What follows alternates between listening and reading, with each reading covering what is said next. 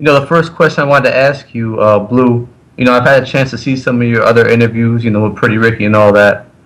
And I was hoping you could answer this question for me. What happens, when you're with your girl and you put on a Pretty Ricky record? When I'm with my old lady and I put on a Pretty Ricky record. Yeah. I ain't gotta put on a Pretty Ricky record. Nah. We Pretty Ricky, so any female that we dealing with, they already understand what it is.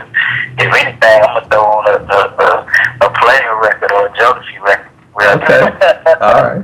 Right. Okay. So, tell me about the current project you're working on, Pretty Ricky's new album, Blue Star 2. What can the fans expect to hear on this album? I mean, they gonna get the same old Pretty Ricky. You know what I'm saying? Same OGs. It's the new album called Blue Stars 2. Taking it back to that old school style. Mm-hmm. Okay. And you got it. When you say the old school style, you said you mean kind of really was on the first album, or you talking old school, fake Beverly in the Mills with some rap to it? Like, what are you talking about when you mean taking it back to the old school? I mean, just sexy, unpredictable Pretty Ricky. When we first came out, ain't nobody really know what they expect. You know what I'm saying?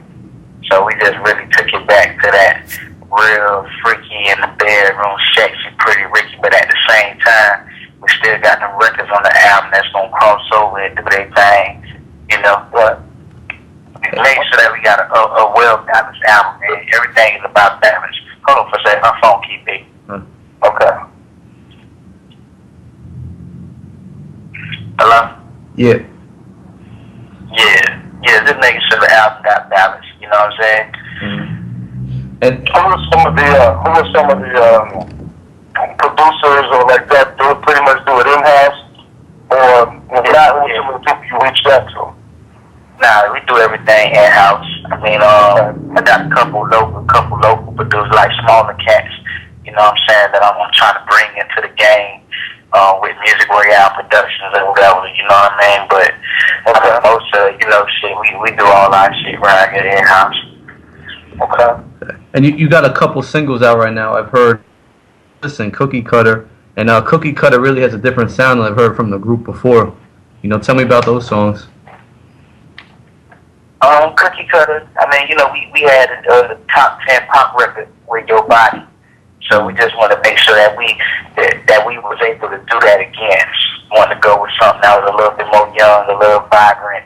You got the whole Justin Bieber thing going on. So we getting a little older. You know what I'm saying? So we need little young cats coming out trying to kick the door down. You know what I'm saying? They trying to come in and slide in on our territory. So we got to make sure that we can still compete. So we're going to keep it young and fresh for them, but at the same time, you still, once you get into the album, you still going to have that sexy, more mature, sensual Pretty Ricky. What? Cool. And see that, and that's one thing I can say about working with Static. You know what I'm saying? He the best of both worlds. One day you can be in there, and you gonna write you a song by rolling up the drill, sipping on the crown, and then another day. I got my diamond in the bag. I got, you know what I'm saying? It's like, it's always something different, and that's one thing that he taught a nigga is just go with the vibe. Whatever the vibe is in the studio, that's what you go with. Don't force it, you know what I'm saying? Well, we can go to the studio, we can flip through a million tracks, and when that one come on that you catch that vibe to, that's the point. Right. Well, and that's one thing that I remember when we first came there. Because actually, we didn't know what to expect either. Because when you all came with the kind of music that you all were coming with, it wasn't really something that a lot of people had a lot of success with. And so you all kind of was the kind of, I don't know if it's the first, but you all were very influential in that style of music with it being three rappers and then an R&B guy, but keeping it kind of kind of sexy, kind of grown and mature. I think that when we first came in there, that was one thing that we felt like, okay, these little young dudes like to party, like to have fun, so we're going to have fun with this. And I think a lot of that showed on a lot of the records that y'all did. Yeah, that's real. One of the first things Static said, you was in there too. You was like, man, normally I don't even be in the studio writing with niggas. You know what I'm saying? If anything, you know, they gonna be out there working and I'm gonna come in and call them in there and let them listen. But shit, y'all will come in here, shit, we gonna ride together. And I think the first record we did together was Juicy, wasn't it? Was it Juicy or Call Me? I think it was Call Me. It was, well, and then, what is that one? Remember everybody was sitting on the couch? That wasn't the first one. Sure. We did. Nah, remember we was at Slip and Slide Studios. Okay. The first night, I think it was Call Me, I think. Either it was Call Me or just one of the motherfuckers.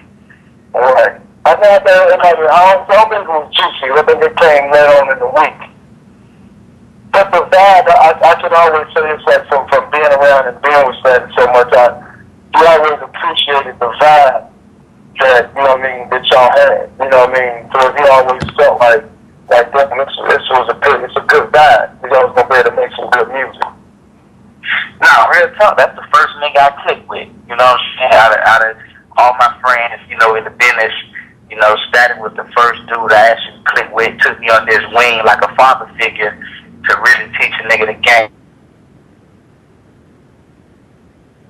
Even to the fact where nigga come out to LA, I flew out to LA, he was like, I'm finna teach you this whole songwriting business. I'm finna teach you how the game go down the studio with Eric Carter, you know what I'm saying, Lil Easy, you know, just showing me the ropes, you know what I'm saying?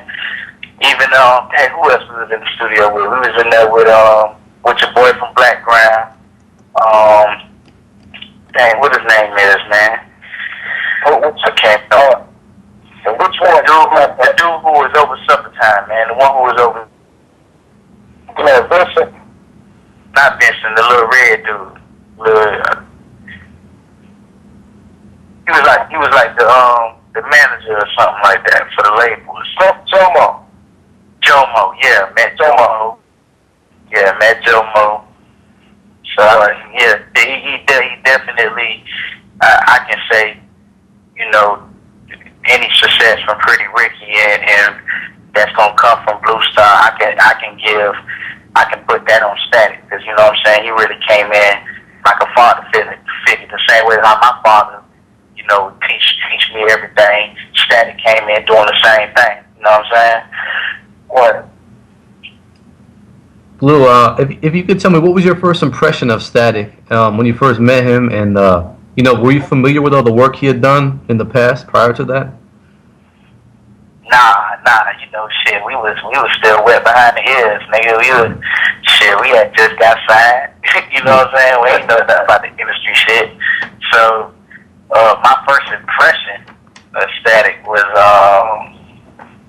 shit, the niggas walked in. Like I say, they was strapped up to shit. Static had on the big ass Kentucky piece. And I was like, ugh. Like, it was just gangster, man. It was a whole nother vibe. You know what I'm saying? It was that, you know what I'm saying? Then he came in, he had his, you know, the yellow CD, you know what I'm saying? That had all the songs on it, Pony. The Sky, I say that shit. Discography. Yeah, discography, nigga. The discography did. I think I still got mine somewhere. Probably got it with my CD case somewhere. But he gave us that, you know what I'm saying, ran down the, you know, and let us know the history, you know what I'm saying, had to respect it, because them was all my favorite records. So then it really hit home. Then it was like, what? Nah, right. All my favorite records. So it was because when we first walked in, I'll never forget this. When we go to Slip and Slide and we pull up, and so we walk up the steps. Spec was out there. Spectacular was out there. And so we can, like, you know, who are you? What y'all doing? You know what I mean? So Static just kept on walking. I was like, man, it's a Static. He's there to work with Pretty Ricky. And then the Spec kind of just looked at us. So we went on in there, and I'll never forget, we had the Clown, we had, you know what I mean, obviously, you know, the Diamond and all that, and then the vibe, it just was an instant vibe. It was an instant vibe, and, you know, you could feel it could be something special.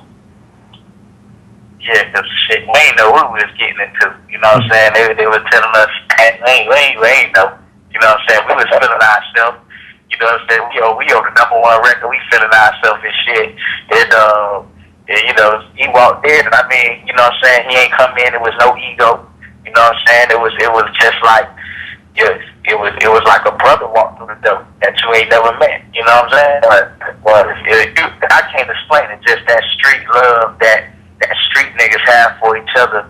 You know what I'm saying? Even enemies, nigga. Enemies can be in the same room, and an enemy, you know, it takes for a knucklehead to start a war. But two bosses ain't finna beef, man. They gonna be able to cope in the same room. You know what I'm saying? And yeah. So it is. So I didn't know Static from Adam. You know what I'm saying? But it just clicked, dog. It just clicked, and that was it. Even on the second album, if you really think about it, if you go back and look at the credits, we ain't deal with from the first album on the second album except for Static. That was the only dude that we worked with. I think Jim Johnson got one record on the bonus. You know what I'm saying? And Jim Johnson's still cool, but you know, we was just trying to spread our wings and really make sure that the industry understand that we can do this by ourselves, that we ain't need nobody else. You know what I'm saying? But Static, you know, my opinion was Static was he was part of the group, so it ain't even matter to me. You know what I'm saying? Right. What would you say is your favorite song that you worked on with Static? Favorite song that I worked on with Static was a record for his album called Private Number. Okay. Here's my private number. Make sure that you call me. Don't get why. Yeah. You guys actually record that? His wife told me that's the only record she got a video of him performing. Yeah, right. You know, it's crazy, but yeah, actually that was one of his favorite records. Yeah. So right. But did the group actually record that? Pretty Ricky record that? Agree with that? Nah. We was in the studio. Like that's how okay. when we was writing, we used to have Pretty Ricky days and Static days. Oh, okay. It was really me and him in the studio writing the records. So we came up with the plan that, all right, if we do a Pretty Ricky day, whatever we write on this day, so we know all the records gonna be cold, it's gonna be Pretty Ricky records, and whatever we write on this day, it's gonna be Static records. And Private Number was actually a record I wrote for his album. You know what I'm saying? We was just vibing. He wanted to see what you come up with, and bump shit. We came up with that motherfucker, and that shit was hot. Damn. You know.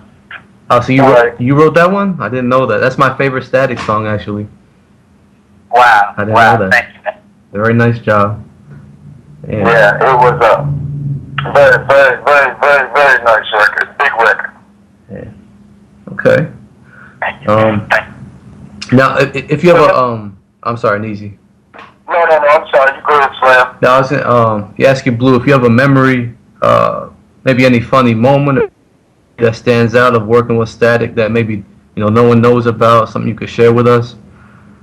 Oh man, I got so many memories with Static, man. I got so many memories, man. You know what's funny, dog? I hear the same thing from everybody that I know that know him, dog. Everybody that ever came in contact with him, they got the same feeling about him. Like everybody feel like, yeah, man, now he was like my brother, man. Everybody feel like that. So I kind of feel cheated because I'm like, damn, I thought we were super tight. But he was just a cool ass thing. He was down with everybody. You know what I'm saying? Yeah. But I mean, shit. I think.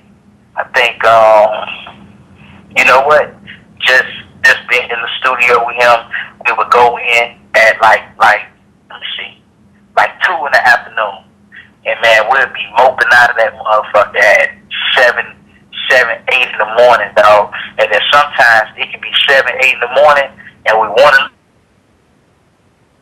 So we don't end up leaving till like 9 in the morning.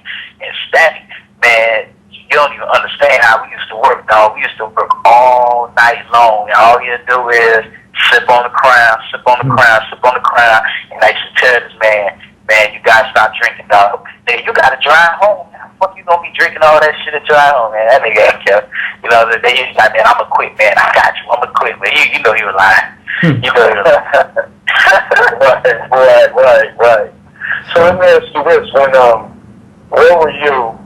Took us through the time of where you was at, what was going on at the time when you heard the news that Static had passed. Oh, I was in the studio. I was in Miami. I was at the studio, and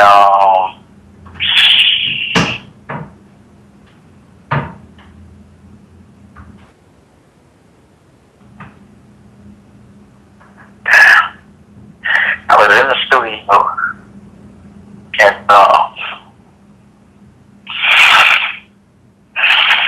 Y'all took your time, bro. We know how it is.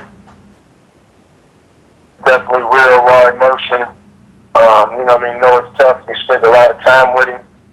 And I was blessed enough to be there and see how the bond was formed. So, I know it was definitely a real relationship. It wasn't just one of those relationships where he come here and write a record and leave. So, definitely know how it is.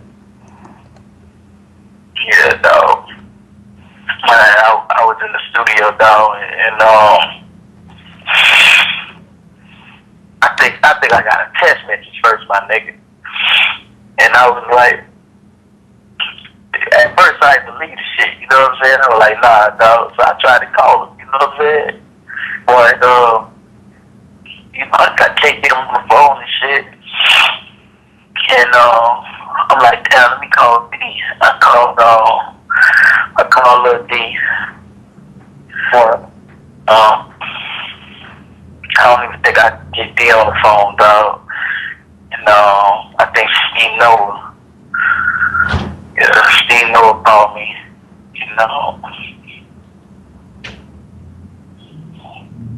Yeah. But man, pride though. Well, that ain't no shit you ever want to hear. You know what I'm saying? Right. So, and I know it hit you. It hit me, dog. It came out of nowhere. You know what I'm saying? Well, it's like it got hit with a ton of bricks out of nowhere, dog. Yeah, it's a crazy situation because you still go through it. And I tell people that really knew him, who he spent a lot of time with, like you still go through it and you be like, damn, I can't really believe that he's gone. You know what I mean? I think there's something that you said that sticks out to me. It's you're right. Everybody say the same thing about that man. You know what I mean? Just the feeling, and that's just how much of a humble and good person that dude really was. You know what I mean? Because you get the same story all the time. So. Yeah. Definitely, tough time, man. Wasn't trying to really break you down like that, but I think that it's important. I know the people want to know. It's one of the questions that people ask us to ask you is, what was going on? What were you doing at that time? What was your whole feeling and everything behind that? So appreciate you, taking the time out to answer that question because I know it's difficult. Nah, that was, boy. I didn't even record the rest of that night, man. Shit, I cried. I think, I think my old lady just, she tried to comfort me, but I just wanted to be alone, man. You know what I'm saying? Try to just remember, dog. It's like, damn, I can't even get my nigga on the phone right now. You know what I'm saying? Right. That when it hit you, like, damn, I can't call him right now. You know what I'm saying? Right. I can't reach out and do something that I was normally so used to doing. Yeah. And then, the funeral came. So I'm trying to battle with myself, like, man, do I go to the funeral? Do I don't go? You know what I'm saying? And then it's like, man, I ain't trying to see my dog. I ain't trying to have that as the last memory that I got of him. You know what I'm saying? I got I ain't trying to remember them like that. You know what I'm saying? Right. Yeah, I ain't even go to the funeral. I couldn't handle it, dog. Yeah, it was definitely it was a crazy place, feeling crazy bad, and I had to get up and I did acknowledgments. You know what I mean? So, I get up and I'm in front of, all these people and I think I'm gonna be good, man. I looked down and I just saw, I was like, oh man, it was over then, But I do know that's one thing that he enjoyed doing. Looked at y'all like little brothers, and that's one thing he was excited about. Teaching you about, just giving you the game. That's what I tell people today. That's one thing he just did, just to, oh yeah, definitely mentor the nigga to carry on that torch. You know what I'm saying? And shit, every song I already know. You know what I'm saying? Niggas gonna look and they listening for that sound. They wanna know, am I gonna stand up to the plate? You know what I'm saying? Am I gonna hold it down? So I gotta make sure that we come 300% correct, just to make sure that I can deliver. You know what I'm saying? What he taught a nigga the right way. You feel me? Right. So you feel like y'all ready? Oh, all day, always. I mean, he gave you tools to be able to go on for 20, 30 years, you know what I'm saying, to make a living off this thing. You know what I'm saying? When it comes down to arranging harmonies, putting together melodies, writing any lyrics, any songs, you know what I'm saying? I learned it all from Static. He taught me everything. I nigga sat in the studio and, nah, you don't do it like this, do it like that. You know what I'm saying? So going back and forth on it, nah, you don't use that word, you use this word, this why. You know what I'm saying? Right. He definitely gave me the jewels, man. We definitely went Static, because that's one thing he if he asks you a word, a line, and you tell him something, he's going to probably go and try to think of something deeper, because he'll be like, that's the line that everybody going to think about. So he'll go and try to outdo it. Slam, what else did you have over there? I know there's a lot of the questions that people had. I know we don't want to keep him all night. Yeah, I got a few more here. One song I know you guys worked on with Static was On the Hotline, and I know that was one of Pretty Ricky's biggest songs so far. Just tell us about how that song came together, what it was like working on that song. On the Hotline, let me see, we was in the studio, we was recording that, we was at Circle House Studios, and I think it was who was in the studio. It was me, Spectacular, and just Static. I think at the time it was just us and there. And you know what? We was vibing the tracks all night, but we couldn't really find that one. And it was like, all right, well, we were like, what y'all think about this right here? You know what I'm saying? Do that thing on or whatever. And, so we just started vibing in there or whatever.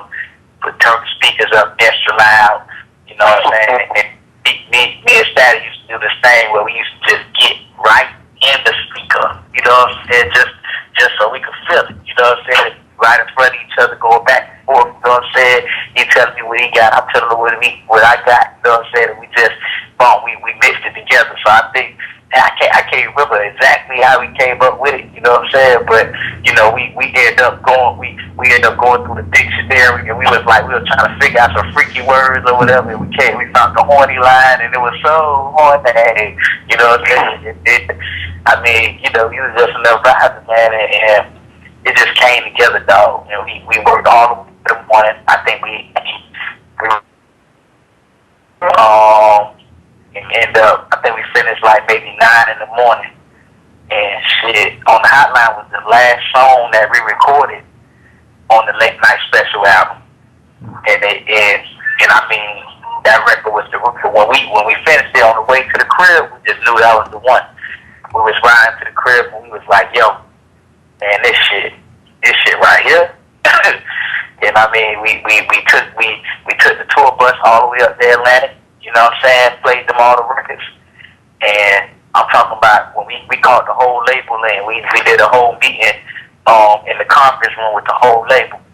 And man, we threw that record on. And by the end of the meeting, everybody was in that Pretty Ricky, hey, Pretty Ricky. And that's when we knew we had a motherfucking hit. Okay. Right, and it definitely took the world by storm. Mm. Yeah, you know who else was in there? Daryl Jones. Daryl Jones was in there. Pleasure ass. That nigga ain't come to the end of the motherfucking night. He was out all motherfucking night, and you know he ain't never want to be a part of writing songs or whatever at the club all night, and then come in at the end of the night drunk as hell trying to sing the record. So I'm doing an interview with that people. Okay. You got to say you know what to say one more time. Alright. My dad is just how you say, who you do the interview with? Don't you say you know what I'm saying one more time. That's good stuff. That's good. So how's Spec those guys doing? Oh, all them good, man. Shit, we shoot a reality show right now with VH1. So I mean, shit, we just living, holding it down. We got a new record out called Cookie Cutter. Take one off right. And then in Miami, we got a record that they done leaked out here on the radio called Topless. So I mean, right now we got 2 records buzzing. So shit, like we doing good right now, man. Mm. Well, that's what's up, man. Slam, you know, I know we done had him on the phone for a while. But do you have anything else that you kind of really wanted to touch bases with him on? I mean, shit, if you got questions, you better ask. Y'all niggas try to give you a phone, but we don't be busy. Yeah. So Slam, no, we're going to shoot away then, Slam. I know we got him for you. I know Buddha. He does a whole lot of stuff behind the scenes for this blog. He's kind of like the one that kind of really. I know he's been pouring you up to get this interview done. Mm-hmm. Yeah, I actually have a question that Buddha wanted me to ask about, and it's what's the transition been like, from going from having, one lead singer to a new lead singer in the group? How was it like, making been difficult? Nah, it ain't been difficult at all. This is the business. So one thing you got to do is keep it moving. 1 month you don't stop no show, and don't let it stop the show business. So you keep it moving, and the singer that we got right now is actually, he's a blessing. It's hard to find, somebody with so much talent. And his vocal is just ridiculous. His range is through the roof. So we're really blessed right now. They even have such a very talented and great singer, and I see him having a real big future in the music industry. Cool. Right. Okay. So you said y'all working on a reality show. What can you tell us, if anything, can you tell us about that? Well, it's revolved around, the 4 different personalities of the group members in Pretty Ricky. And then our relationship with our father. And then it's showing our personal lives, and then it's showing how we balance our family life with the business. But we tapping them into what goes on with us. But one thing for sure is it's gonna be fun. It's young and it's for the female demo. You know what I'm saying? Like we, Pretty Ricky for the ladies. We love the ladies and the ladies love Pretty Ricky. So we gonna always keep it sexy for the ladies. You know what I'm saying? Right. Uh-oh. I said that, you know what I'm saying?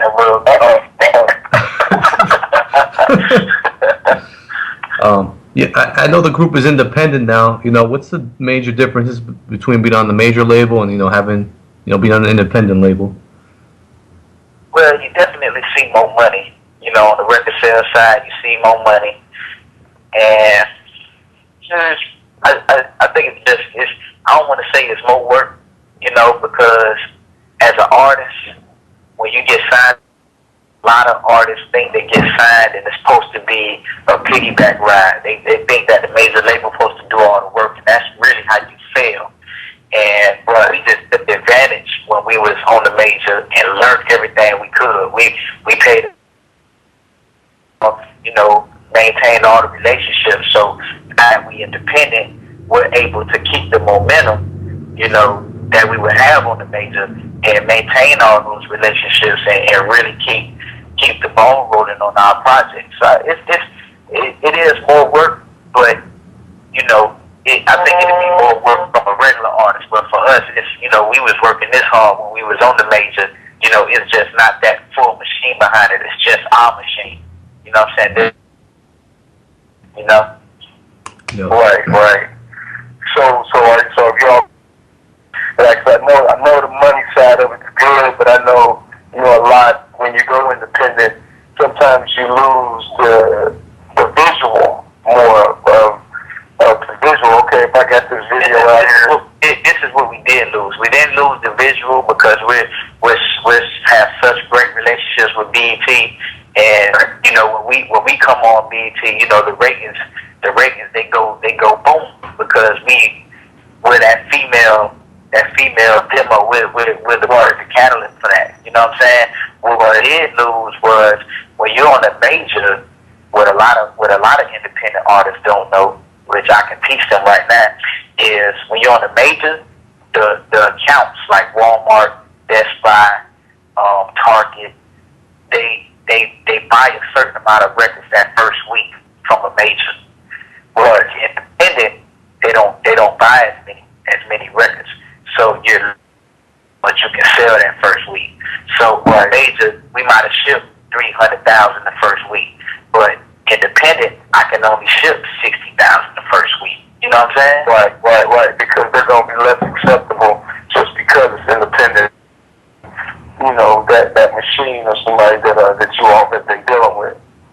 Exactly. And I don't have the capability of filling the pipeline back up as quick as I would when I was on the major versus to now. Like now, if we sell out all our records, it's gonna take us a minute to restock and get them back out in the stores. Versus to being on the major, you can sell out and they can restock the shelves back in 2 days. You know what I'm saying? Right. So I know it's definitely different. So, do you personally, as an artist outside of the financial situation, do you as an artist sometimes feel like, I wish I was still on a major? Nah, not at all. It's not a business. Yeah, it's a business. So I mean, you play the cards you dealt, and everything is about the buzz. You know what I'm saying? Like right now, we got these records buzzing, so they want to do the deal. You know what I'm saying? It's like, dang man, what y'all looking for? What y'all trying to get? Who talking to y'all? What they put on the table? Everybody hollering. So you take them calls and you take the best offer or the best situation. You know what I'm saying? It ain't always about money either. Sometimes somebody can put a boatload of money on the table, but they don't believe in the project as much as another person does. So it's all about that. Because I tell you a story about Craig County. My father, when we did our first deal when we was younger, and we first did the deal with Atlantic, we got offered like 3 times more money than what Atlantic tried to give us from another label. And what happened was all the labels was calling. Craig is the only executive that flew down to Miami to come meet my father and to come meet the group. So he all went out to dinner and all that. He seen us perform. He got stampeded over by the girls at the concert and stuff. You know what I'm saying? I remember hearing about that. Yeah. He was like, "It's Beatlemania! Oh my God, sign it right now!" Like he did. It was crazy.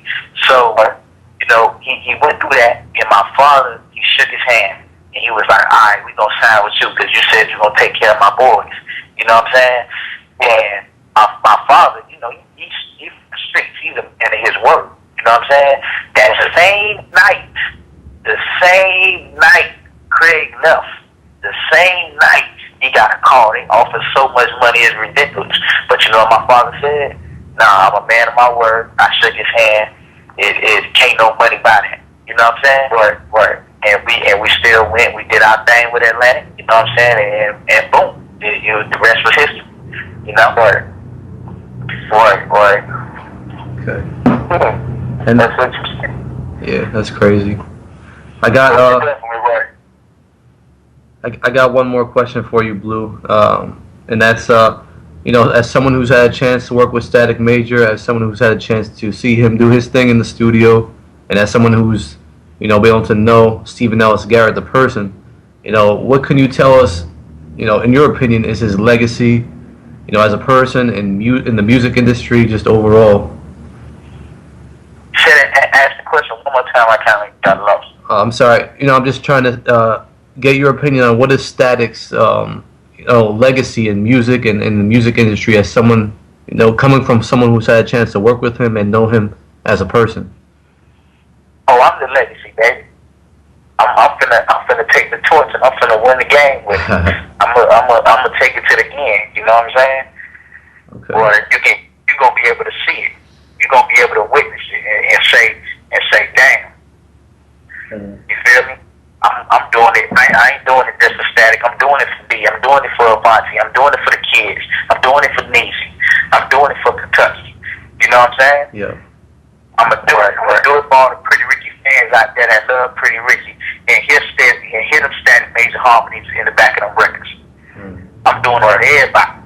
Yeah. You know what I'm saying? That's like a father to me. You know what I'm saying? I'm doing it for my pops, man. I'm gonna do it for Static. I love Static.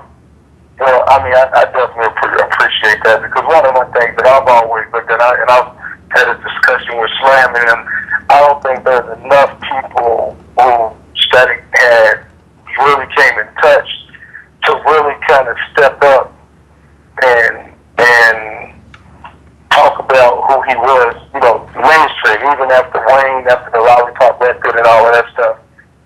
It wasn't really a lot of homage that was paid from that end. So for Ransu, who's definitely, family members or whatever, we definitely, all the love and all of that stuff, when people continue to keep his legacy and keep the memory alive, you know what I mean?